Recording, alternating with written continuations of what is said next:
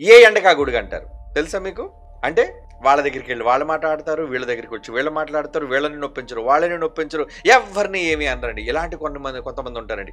ఇది చాలా dangerous character, మర్చిపోకండి. అంటే వీళ్ళు ఎవరి ద్వారా కూడా చెడ్డ అనిపించుకోవడానికి ఇష్టపడరు సుమా.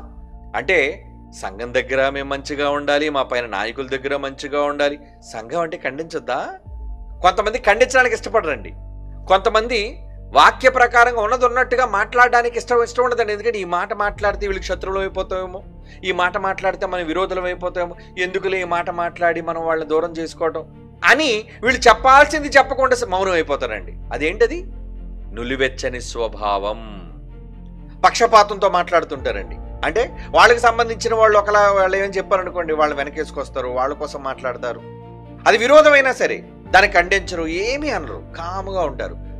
అదే మిగతా వీళ్ళకి శత్రువులైన వాళ్ళు ఎవరైనా అలా మాట్లాడారనుకోండి, విరుచుకుపడిపోతుంటారు వాళ్ళ మీద. అంటే ఏమంటారు దాన్ని? అది పక్షపాత ధోరణి. ఇది చాలా ప్రమాదం. అలా ఒకవేళ ఉంటే నేను నిన్ను నా నోట నుండి ఉమ్ము వేయను ఉద్దేశించుచున్నాను.